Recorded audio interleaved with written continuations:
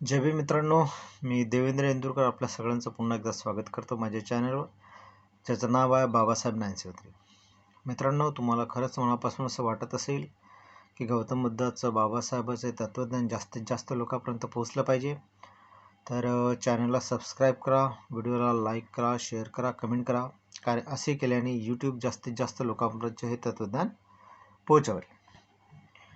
आणि महत्त्वाचं म्हणजे हे व्हिडिओ स्टार्टिंगपासून एंडिंगपर्यंत, सुरुवातीपासून खतमपर्यंत लक्षपूर्वक ऐका. ठीक आहे, तुम्ही मला बघितले पाहिजे याच्यासाठी मी व्हिडिओ बनवत नाही आहे. जे काय लिहिले आहे ते तुम्हाला सांगायचं आहे, ते लक्षपूर्वक ऐका, कान देऊ. ठीक आहे.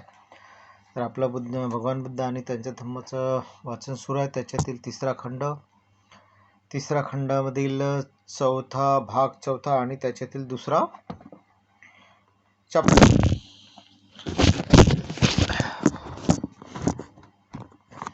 तर दुसऱ्या चॅप्टरपैकी एक व्हिडिओ मागे बनलेला आहे. हा चॅप्टर थोडासा मोठा असल्यामुळे 1-2 व्हिडिओ पुन्हा बनतील याचे. ठीक आहे. तर चला सुरू करूया.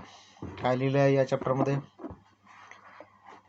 वासिष्ठ आणि भारद्वाज या दोघांमध्ये मुक्तीचा सत्य मार्ग कोणता व असत्य मार्ग कोणता यासंबंधी विवाद उत्पन्न झाला. त्या समयी तथागत आपल्या महान भिक्खू संघासमवेत कौशल जनपदामध्ये मनसाकट येथे विहार करत होते. त्या ब्राह्मणगावी अचिवरवती नदीच्या तटावरील एका आम्रवनातील ते थांबले होते. सावेष्ट आणि भारद्वाज दोघेही मनसाकट गावात राहत असत. जेव्हा त्यांनी ऐकले की तथागत त्यांच्या गावी उतरले आहेत, तेव्हा ते त्यांच्याकडे गेले आणि दोघांनीही तथागतासमोर आपला दृष्टिकोन निवेदन केला. भारद्वाज म्हणाला, तरुख याने दाखविलेला मार्ग सरळ मार्ग आहे. त्यात मुक्तीचा सरळ मार्ग आहे आणि जो कोणी त्या मार्गाप्रमाणे वागतो त्याला तो मार्ग ब्रह्मसायुज्य मिळवून देतो. सावेष्ट म्हणाला, हे गौतम, पुष्कळसे ब्राह्मण पुष्कळसे मार्ग दाखवितात. त्याच्यामध्ये अर्धय्यू ब्राह्मण, तैत्तिरीय ब्राह्मण, कंचोक ब्राह्मण, याचप्रमाणे बिहुरवर्गीय ब्राह्मण हे सर्वजण त्यांनी दाखविलेल्या मार्गाचे ब्रह्मसायुज्य मिळते असे म्हणतात. ज्या प्रकारे एखाद्या गावाला अथवा नगराला अनेक रस्ते असतात, तरीही ते सर्व रस्ते त्या गावाला आणून पोचवितात. त्याप्रमाणेच त्या ब्राह्मणांनी दाखवलेले सर्व मार्ग शेवटी ब्रह्मसायुज्याकडे नेतात, म्हणजे चांगल्या याच्याकडे नेतात. ब्रह्माबरोबर ब्रह्माबरोबर भेट करून देतात, असं त्यांचं म्हणणं आहे. ठीक आहे, बुद्धाचं नाही.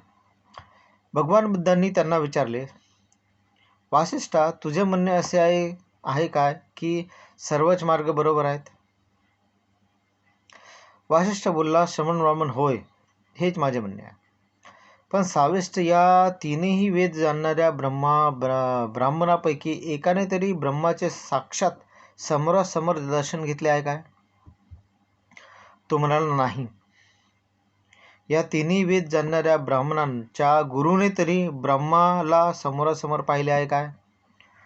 सावेष्ट म्हणाला, नाही. कोणी ब्रह्म पाहिले नाही आणि कोणालाही ब्रह्माचा साक्षात्कार झाला नाही. तर सावेष्ट म्हणाला, होय, हेच बरोबर आहे. तर मग तू असे कसे म्हणतोस की हे जे ब्राह्मण सांगतात ते सत्यावर आधारलेले आहे? वासिष्ठ, ज्याप्रमाणे एकमेकां धरून चालणारी आंधळ्याची रांग असते, त्यातील सर्वांच्या पुढे असणाऱ्यांना दिसत नाही, मध्यभागी असणाऱ्यांनाही दिसत नाही, शेवटी असणाऱ्यांनाही दिसत नाही, त्याप्रमाणे मला वाटते साविष्टा, या ब्राह्मणाचे म्हणणे आंधळे कथन आहे. ते आंधळ्याच्या रांग्यासारखे आहे.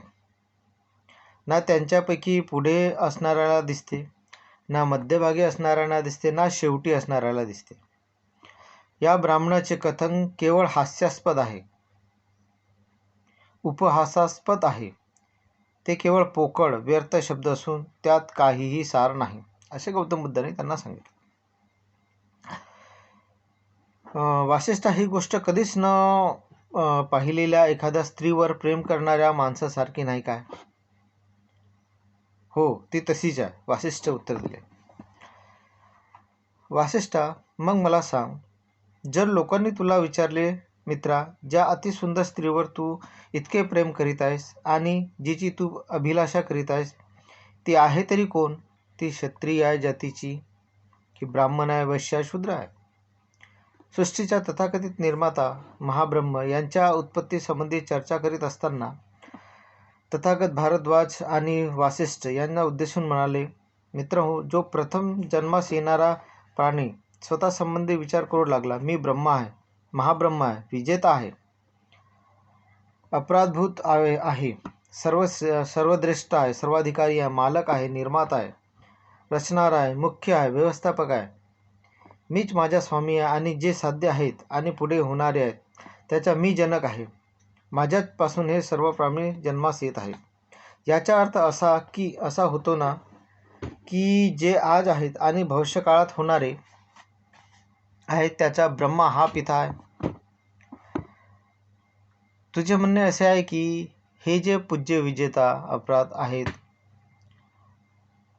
आणि जे भविष्यात होणारे आहेत त्यांच्या जनक म्हणजे ज्यांच्यामुळे सर्वाची उत्पत्ती झाली असं तो ब्रह्मा, तो स्थायी आहे, सतत राहणार आहे, नित्य आहे, अपरिवर्तनशील आहे, तो अनंत काळ असाच राहणार आहे. तर मग ह्या ब्रह्माने उत्पन्न केलेले काही इहलोकी म्हणजे या लोकात येथून अस्थायी, अनित्य, परिवर्तनशील, अल्पजीवी, मरणधर्मी का बरे झालं आपण सर्व इथले लोक?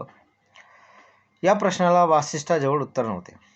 तथागताचा तिसरा तर्क हा ईश्वराच्या सर्व शक्तिमत्ते संबंधी होता.